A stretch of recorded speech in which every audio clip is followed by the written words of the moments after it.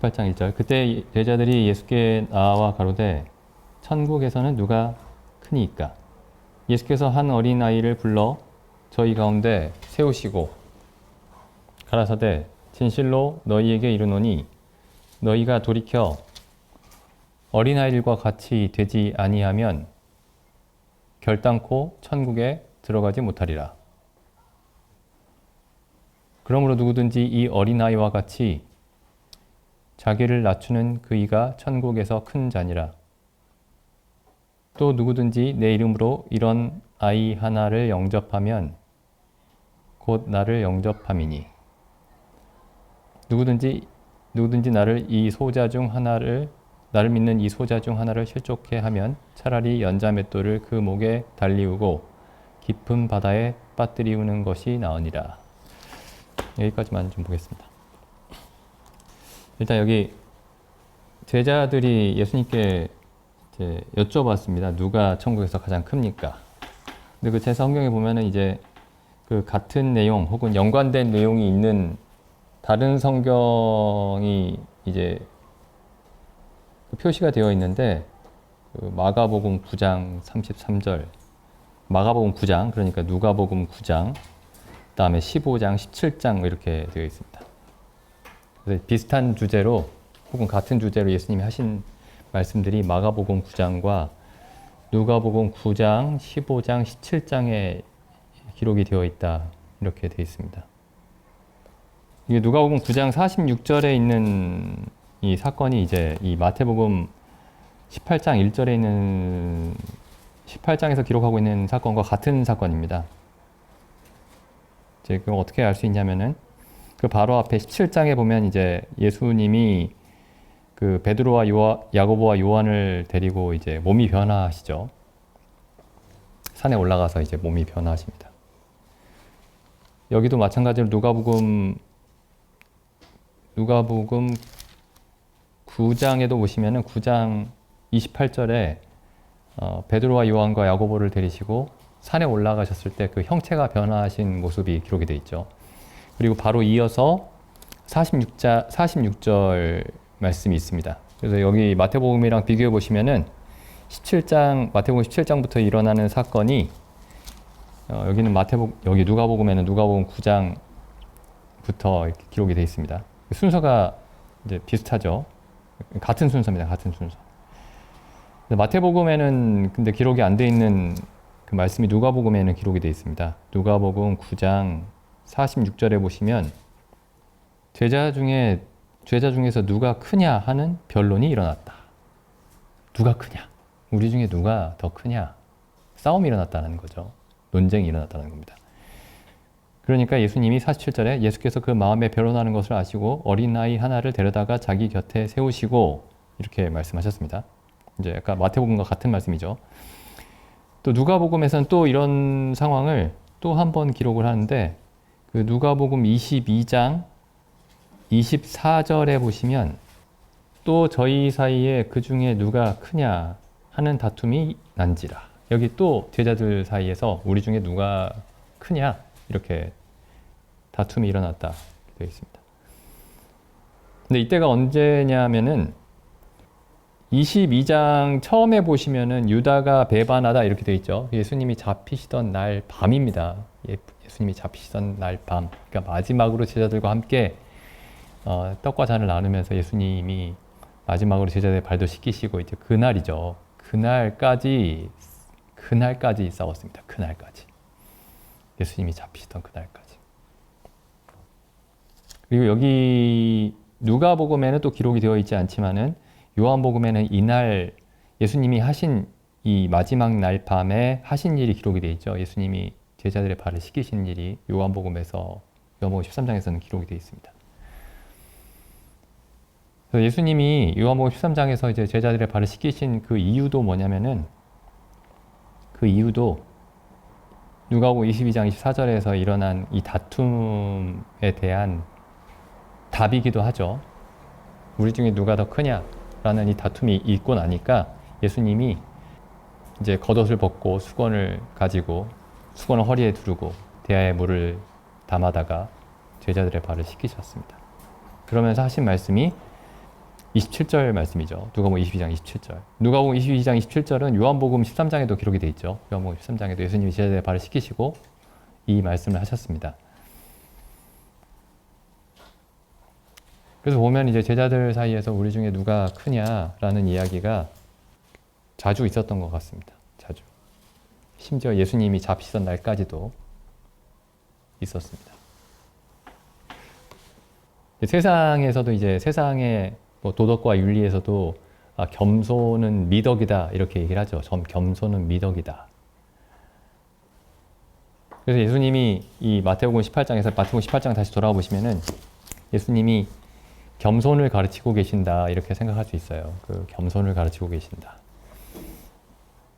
근데 우리가 성경을 조금만 더 들여다보면은 이 예수님이 가르치신 제자들에게 가르치신 이 겸손이 세상의 어떤 도덕률이 아닙니다. 세상의 도덕률과 비슷한 듯한데 아주 달라요.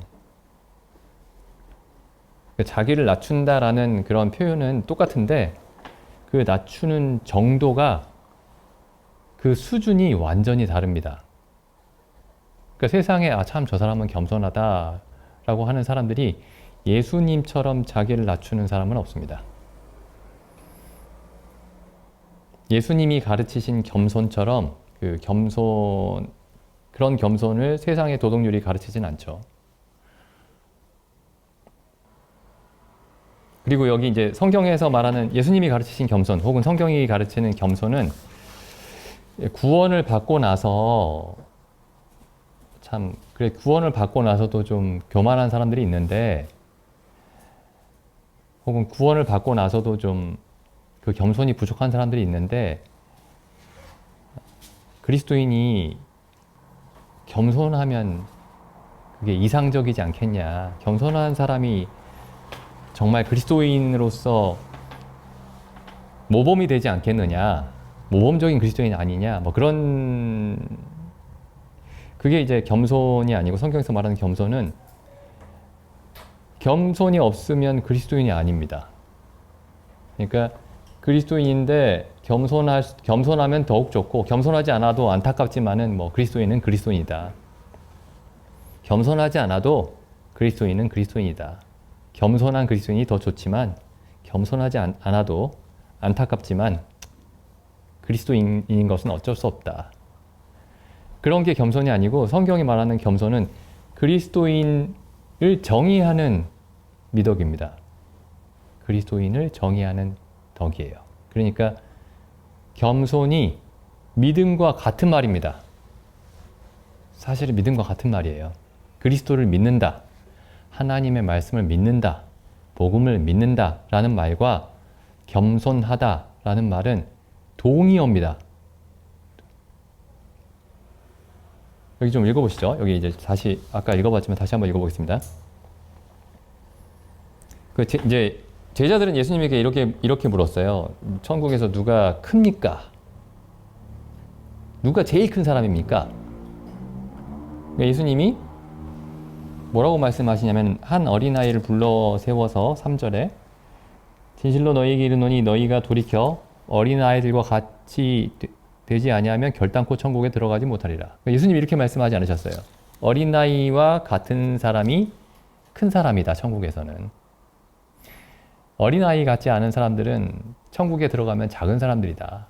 그렇게 말씀하신 게 아니고 제자들은 천국에서 누가 큰 사람입니까? 라고 물었는데 예수님은 어린아이 같이 되지 아니하면 천국에 들어갈 수 없다. 이렇게 말씀하셨죠.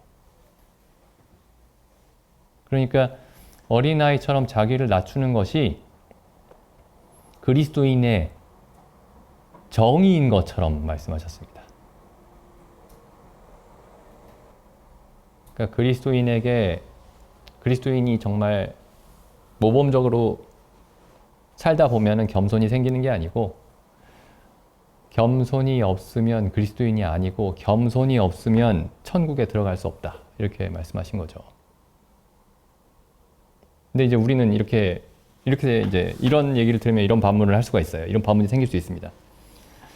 믿기만 하면 하늘나라에 들어간다고 했는데 겸손해야 하늘나라에 들어간다면은 그건 행위로 구원받는다는 말 아닙니까? 근데 잘 생각을 해보시면은 이 말씀, 예수님 말씀이죠. 이게 지금 제 얘기가 아니고 어린아이 같이 되지 아니하면 결단코 천국에 들어가지 못하리라. 그럼 어린아이 같이 된다라는 말이 무슨 뜻이냐? 순진해서 남들이 하는 말 다 믿으면 이런 뜻이 아니죠. 뭐 어떤 사람은 그렇게 설명을 하기도 했습니다만은. 근데 여기 예수님이 어린아이 같이 된다라는 말의 의미를 여기 사절에서 설명하십니다. 어린아이와 같이 자기를 낮추는 그 이가 천국에서 큰 자니라. 그래서 어린아이의 특징은 자기를 낮추는 겁니다. 그러니까 순진해서 누가 하는 말이든 다 믿는 게 어린아이가 아니고 자기를 낮추는 거죠. 여기 마태복음 11장에서도 예수님이 그 겸손에 대해서 말씀하셨습니다. 여기 마태복음 11장 25절에 여기서 어린아이에 대해서 말씀하셨죠. 그때에 예수께서 대답하여 가라사대, 그때에는 이제 예수님이 제자들을 통해서 제자들과 함께 그 엄청난 권능을 행하셨는데 가장 많은 권능과 기적을 행했던 고을들에서 회개하지 않은 그 사실을 보고 이렇게 이제 하나님께 감사하시는 겁니다. 많은 사람들이 회개하지 않았는데 하나님께 감사하시죠.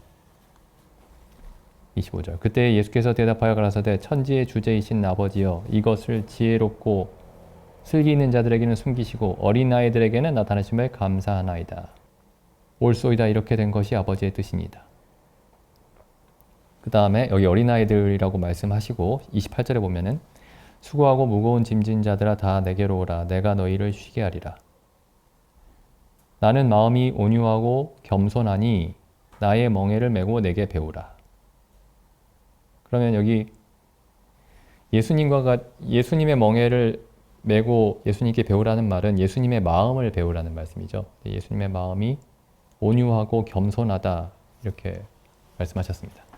이 온유하고 겸손한 게 이 25절의 어린아이들의 특징입니다. 어린아이들의 특징. 그러니까 온유하다라는 말과 겸손하다라는 말이 이제 같은 말이에요. 여기 온유하다라는 말이 그 부드럽게 미소 짓는 사람, 언제나 부드럽게 미소 짓는 사람이 온유한 게 아니고 여기 온유하다라는 말은 본래 그 말의 원뜻이 길들여진다 이런 뜻입니다. 길들여진다. 그러니까 소가 길들여지죠. 길들여집니다. 그래서 예수님이 하나님께 길들여진 사람입니다. 그러니까 주인의 뜻대로 소가 움직이죠. 그러니까 겸손하다라는 말은 자기의 뜻은 자기의 생각이 혹은 자기의 지혜는 신뢰하지 않고 오직 주인의 지혜만, 주인의 뜻만 신뢰하는 게 겸손입니다. 그러니까 믿음이 겸손과 같은 의미일 수밖에 없는 이유가 뭐냐? 겸손이라는 게 내가 원래 좀 대단한 사람인데 자기 본래 상태보다 좀 낮추는 게 겸손이 아니고 그냥 우리의 있는 그대로의 상태를 깨닫고 인정하는 겁니다. 우리가 본래 우리의 상태는 뭐냐면 우리의 지혜와 우리의 능력은 없다, 아무것도 아니다 라는 게 우리의 실제거든요. 우리의 실제. 그리고 그걸 하나님이 알려주시고 우리가 그걸 인정하는 겁니다. 아, 저에게는 지혜도 없고 능력도 없습니다. 내가 지혜가 있다고 생각했고 능력이 있다고 생각했던 그 지혜와 능력은 정말 아무것도 아니고 오히려 나를 망하게 하는 것이었습니다. 이렇게 이제 고백하는 게 겸손입니다. 그럼 이제 이런 사람은 그럼 이렇게 하게 되겠죠. 자기에게 지혜가 없다고 생각하니까 하나님의 말씀을 믿게 되어 있습니다. 자기에게도 지혜가 있으면 자기 지혜를 믿겠죠. 자기 생각을 믿겠죠.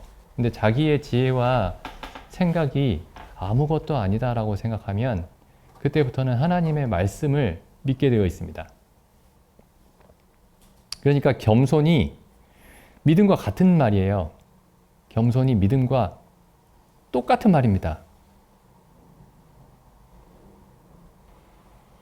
그러니까 이 이제 성경에 대해서 겸손 얘기하면 겸손하면 이제 갑자기 어떤 그 성경에 어떤 구원의 교리가 있고 혹은 뭐 신학적인 얘기가 있고 혹은 이론적인 얘기가 있고 이제 이론을 떠나 가지고 구체적인 삶의 어떤 우리 마음의 태도 이런 것들에 대한 이야기가 겸손이다. 겸손에 관한 얘기가 이제 우리 마음의 태도에 대한 얘기다. 어떤 신학적이거나 교리적인 얘기가 아니고 그냥 우리 마음, 감정, 우리의 심리적인 상태에 관한 얘기다라고 생각할 수가 있는데 성경에서 말하는 겸손은 감정에 관한 얘기가 아닙니다. 그러니까 우리가 성경에 나와 있는 여러 가지 가르침을 뭐 이렇게 생각할 수 있죠. 머리를 겨냥하는 가르침들이 있고 가슴을 겨냥하는 가르침들이 있다. 어떤 지적인 내용이 있고 혹은 논리적인 내용이 있고 혹은 그 정서적인 내용이 있다. 이렇게 생각할 수가 있는데 이 겸손은 물론 그 생각 자체가 엄밀히 따지면 잘못된 겁니다. 어쨌든 이제 이 겸손은 어떤 부분이냐면은 이제 겸손하니까 어떤 가슴에 대한 부분이라고 생각할 수 있어요. 근데 이건 가슴에 대한 부분이 아닙니다. 감정에 대한 부분이 아니고 지식에 관한 부분입니다.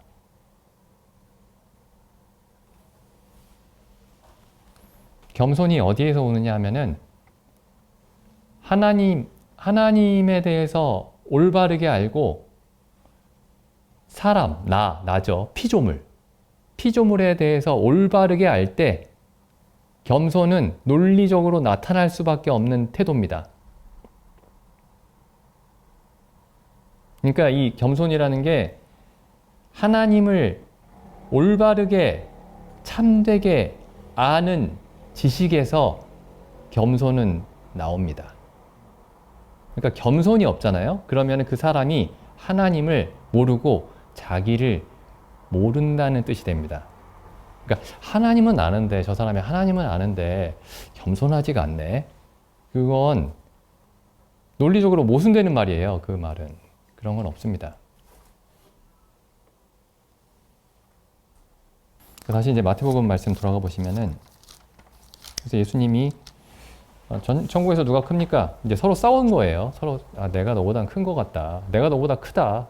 뭐 이렇게 하니까 이제 예수님이 어린아이처럼 되지 않으면 천국에서 크고 작으냐가 문제가 아니고 천국을 애초에 들어갈 수조차 없다. 이렇게 말씀하신 겁니다. 들어갈 수조차 없다.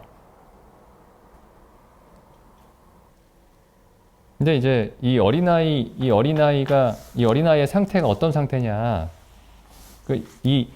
그 어린아이 같이 된다라는 거를 혹은 자기를 낮춘다라는 이 말의 의미를 설명하는 게 복음입니다. 어린아이 같이 된다. 어린아이에게 아까 마태복음 11장에도 이렇게 말씀하셨죠. 이것들을 지혜로운 자들에게는 숨기시고 어린아이들에게는 나타내심을 감사하나이다. 그러니까 어린아이가 되면 하나님의 지혜를 이해할 수 있는 겁니다. 그러니까 믿으면 하나님의 지혜를 이해할 수 있는 거죠. 똑같은 말이죠. 그러니까 어린아이가 되게 하는 게 전도하는 겁니다. 전도는 그 사람이 어린아이가 되게 하는 겁니다. 결국에 최종적으로 그 복음을 듣는 사람이 어린아이가 되게 하는 게 최종적인 목적입니다. 그게. 그러니까 우리가 성경에서 이 구원의 논리를 설명하더라도 우리가 어떤 최종적인 목적을 이해를 하고 있어야 됩니다. 뭐 우리가 이제 잘못하면 사람들에게 많은 성경에 대한 여러 가지 정보를 준 다음에 내가 성경을 좀 많이 알게 됐네 라고 뿌듯해하면서 돌아가 버릴 수도 있는 거죠. 내가 이런 걸 좀 이해하니까 좀 더 나은 사람이 된 것 같다. 이렇게 만족하고 끝날 수 있는 겁니다. 누가복음 2장에도 누가복음에 보면은 예수님에게도 어린아이라는 말을 사용하고 있죠. 사도행전입니다. 사도행전 3장입니다. 3장. 이제 베드로가 유대인들에게 복음을 전하면서 마지막에 하는 얘기가 3장 26절에 하나님이 그 종을 세워 복 주시려고 너희에게 먼저 보내사 너희로 하여금 돌이켜 각각 그 악함을 버리게 하셨느니라. 그런데 여기 우리말 지금 이 성경에서는 종이라고 번역을 했는데 이게 실제로는 어린아이입니다. 어린아이. 밑에 보면은 주석이 각주에 보면 소자 이렇게 돼 있죠. 하나님이 그 소자, 어린아이죠. 하나님이 그 어린아이를, 어린 아들을, 예수님의 또 다른 이름이 있죠. 어린 양이죠. 어린 양. 6월절 어린 양이죠. 6월절 어린 양이 출애굽기에 보면 6월절 어린 양의 기준이 뭐냐면은 태어난 지 1년 된 양입니다. 1년. 어린 양이죠. 그래서 이 어린아이가 어른과 비교를 하면 이렇게 되어 있습니다. 어른들은 자기들이 살아온 경험과 혹은 이룩한 일들을 가지고 자기를 이제 평가를 하죠. 스스로 평가를 합니다. 자기들의 삶의 경험과 자기들이 이룩해왔던 일들을 돌아보면서 자기를 평가를 합니다. 스스로를 대부분 높게 평가하죠. 근데 어린아이는 그런 게 없습니다. 자기가 이루어 놓은 것도 없고 자기가 노력해서 얻은 기술도 없고 지식도 없으니까 가진 게 없는 거죠. 자랑할 게 없는 겁니다. 신뢰할 것도 없고 자랑할 것도 없습니다. 그럼 이 어린아이가 신뢰하는 건 뭐냐면 부모님이 가르쳐 주는 거죠. 그러니까 어린아이 같이 된다는 말이 순진하다는 뜻이 아니고 자기가 가진 것이 없으니 자기에게 아는 것이 없으니 자기가 이룩한 것이 없으니 자랑할 것도 없고 자기 자신에게 신뢰할 것도 없고 부모님의 말씀을 신뢰할 수밖에 없는 겁니다. 여기 고린도 후서 말씀 가보시면 고린도 전서입니다. 고린도 전서 2장 9절입니다. 기록된 바 하나님이 자기를 사랑하는 자들을 위하여 예비하신 모든 것은 눈으로 보지 못하고 귀로도 듣지 못하고 사람의 마음으로도 생각지 못하였다 함과 같으니라. 오직 하나님이 성령으로 이것을 우리에게 보이셨으니 성령은 모든 것 하나님의 깊은 곳이라도 통달하시느니라. 이 말씀 보시면 이제 사람의 눈과 사람의 귀와 사람의 마음, 그 생각이죠. 사람의 두뇌, 사람의 생각하는 능력, 이해하는 능력. 이게 얼마나 무력한 것인지를 이 말씀이 보여주고 있습니다. 눈으로도 하나님에 관해서 볼 수 없고 귀로도 하나님의 말씀을 들을 수도 없고 우리의 마음으로도 하나님에 속한 어떤 것도 이해할 수가 없다. 근데 10절에 보면은 오직 하나님이 성령으로 하나님이 오직 성령으로만 이것들을 우리에게 보이셨다. 근데 사람들이 이제 우리가 다 이제 살면서 사용하는 모든 어떤 능력이죠. 이게 눈과 귀와 마음이라는 게. 모든 지식을, 모든 정보를 흡수하고 받아들이고 그걸 또 판단하고 그걸 지식으로 만들고 우리가 사용하는 모든 기관입니다. 눈과 귀와 마음. 근데 이게 하나님을 아는 데는 아무런 하나님에 속한 것을 아는 데는 아무런 쓸모가 없다라는 거죠. 근데 하나님에 속한 것을 모르면은 어떻게 되느냐? 하나님이 모든 선의 근원이시죠. 하나님이 모든 의로움의 근원이시죠. 하나님의 모든 진리, 참됨의 근원이시죠. 이 사실을 생각을 해보면은 사람의 눈과 귀와 마음으로만 살아왔던 우리의 모든 삶은 선함이 하나도 없고 의로움도 하나도 없고 참된 것이 무엇인지도 하나도 모르는 가운데서 살아온 삶이라는 그런 의미입니다. 그럼 이 정반대로 얘기하면 어떻게 되죠? 이걸 뒤집어서 얘기하면은 우리는 의롭지 않고 악하게만 살아왔고 참되지 않고 거짓되게만 살아왔고 선하지 않고 악하게만 살아왔다. 그런 의미가 되죠.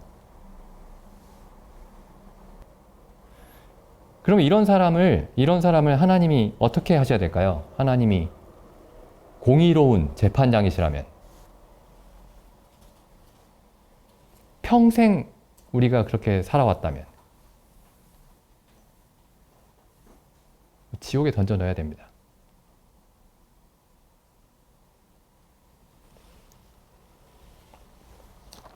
유명한 말씀 있죠. 그 요한복음 3장에 예수님이 니고데모를 만나셨을 때 예수님이 니고데모에게 하신 말씀이 있죠.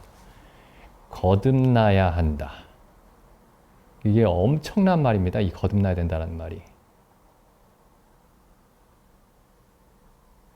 사람의 모든 자랑과 자기 신뢰를 단번에 없애버리는 말이죠. 그러니까 뭔가 부분적으로 잘못되어 있으면 고쳤으면 되잖아요. 근데 예수님이 니고데모에게 이런 것들은 고쳐야 된다. 사람은 고쳐야 될 게 많다. 이렇게 말씀하신 게 아니고 거듭나야 된다. 다시 태어나지 않고는 답이 없다. 이렇게 말씀하셨습니다. 모든 인류에게 하신 말씀이에요. 그리고 그 모든 인류의 상태를 단적으로 딱 보여주신 그 사건이 있죠. 그게 십자가입니다. 십자가에 예수님이 달리셔서 아담이 범죄한 이후로 모든 사람이 그 범죄한 아담처럼 살았는데 그 사람이 하나님 앞에서 어떤 존재인지를 십자가에 달려 저주를 받으심으로써 보여주셨습니다. 그걸 보여주시면서 하시는 말씀이 거듭나야 되지 않겠느냐 이렇게 말씀하신 거예요. 그러니까 십자가에서 예수님이 우리 대신 달리시면서 우리 모습을 보여주신 거죠. 그러면서 예수님이 하시는 말씀이 봐라, 거듭나야 하지 않겠느냐 이렇게 말씀하신 거죠. 여기에 십자가에 달린 사람에게 과연 하나님 앞에서 써먹을 만한 게 있느냐, 여기에. 어떤 신뢰할 만한 것이 있느냐.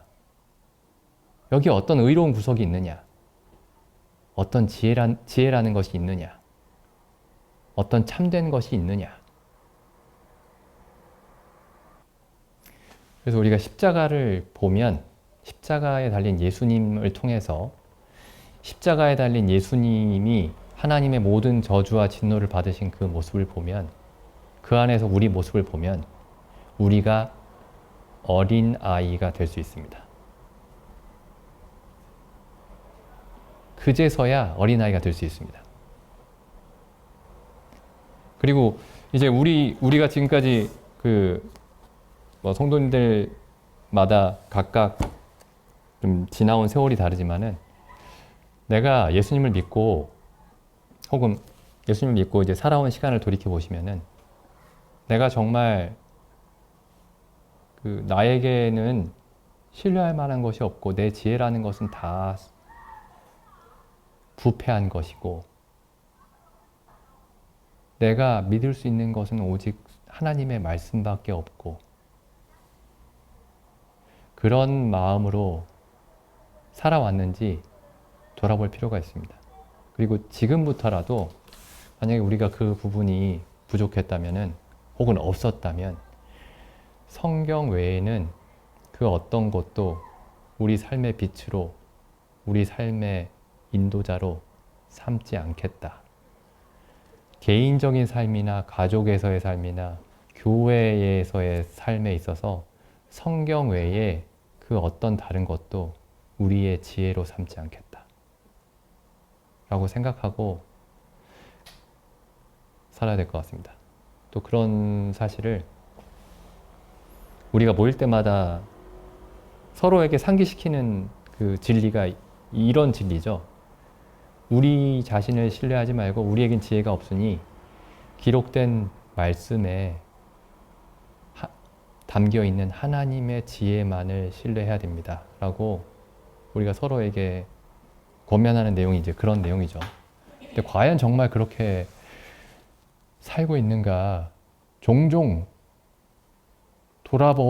돌아봐야 됩니다. 종종 우리가 멈춰 서서 시험해 봐야 됩니다. 질문해 봐야 됩니다. 그러면은 우리 중에 누가 크냐? 이런 말은 없겠죠. 왜냐하면 우리가 비교할 수 있는 그런 게 없어요. 서로에게. 뭐 하나님은 지혜를 한 뭐 숫자로 표현할 수는 없겠지만 하나님의 지혜가 한 100 정도 된다. 근데 나는 1을 가졌고 저 형제는 1을 가졌다. 뭐 이렇게 말할 수가 없습니다. 우리가 가진 지혜와 지식이라는 게 다 0이죠. 0입니다. 그러니까 누가 더 크냐라고 말하는 게 말이 안 되는 거죠. 교회에서 이제 뭐 나간 분 중에 어떤 분이 이렇게 얘기를 했어요. 제가 딱 그 기억이 나는데 그 성경 얘기를 하다가 갑자기 이런 얘기를 하더라고요. 하나님 앞에서는 내가 아무것도 아니지. 맞는 말이죠. 근데 하나님 앞에서만 아무것도 아닌 게 아니고 서로에게도 아무것도 아닙니다. 서로 앞에서도. 그래서 내가 이제 그 제자들이 이렇게 얘기한 거죠. 내가 하나님 앞에서 얼마나 큽니까를 물어본 게 아니고 제자들이 우리 중에 누가 더 큽니까를 물어본 겁니다. 그죠? 우리 중에 누가 더 큽니까? 그래서 이게 굉장히 우리가 이제 사실 성경 이야기를 좀 하다 보면은 결국에는 다 근본적인 문제로 돌아옵니다. 그리고 우리가 너무 습관적으로 말해서 너무 당연하게 여기는 그런 진리들로 돌아오게 되죠. 우리 생각을 믿지 말고 성경만 믿어야 됩니다. 우리가 맨날 하는 얘기죠. 근데 정말 그런지 돌아봤으면 좋겠습니다. 기도드리고 집회 마치겠습니다.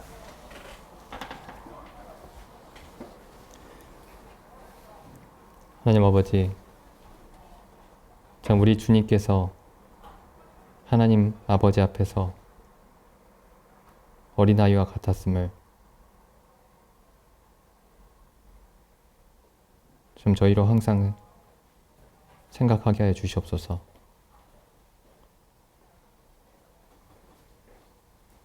참 우리 주 예수 그리스도께서 아버지 앞에서 항상 스스로 말씀하시기를 나는 아무것도 스스로 할 수 없다 말씀하셨사옵고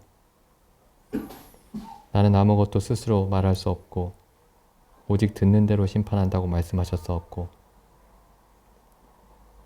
아들이 아버지께서 행하는 일을 보지 않고서는 아무것도 스스로 할 수 없다라고 계속해서 고백하셨나이다. 참 저희에게 이와 같은 예수님의 그 고백이 저희 각 사람에게 또한 저희 교회에게 이해할 수 있도록 저희 마음을 열어주시옵고 또한 성경을 항상 열어주시기를 간구를 드립니다. 자, 우리 주님께서 하나님 아버지 앞에서 참 어린아이와 같이 행하셨던 것과 같이 저희가 동일한 마음으로 행하게 하여 주시옵소서. 참 저희가 저희에게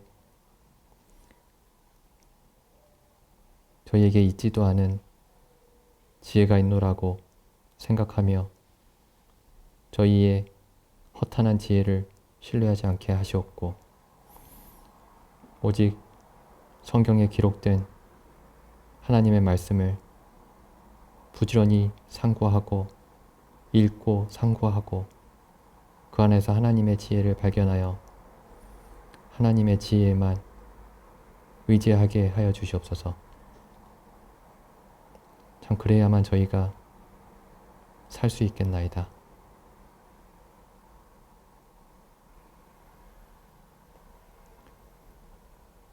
참 이전에 저희가 그렇게 행하지 않았더라면 참 이제부터라도 그렇게 행할 수 있도록 저희에게 참된 지혜를 허락하여 주시기를 원하옵나이다. 주신 말씀에 감사드리며 우리 주 예수님의 이름으로 기도드립니다. 아멘.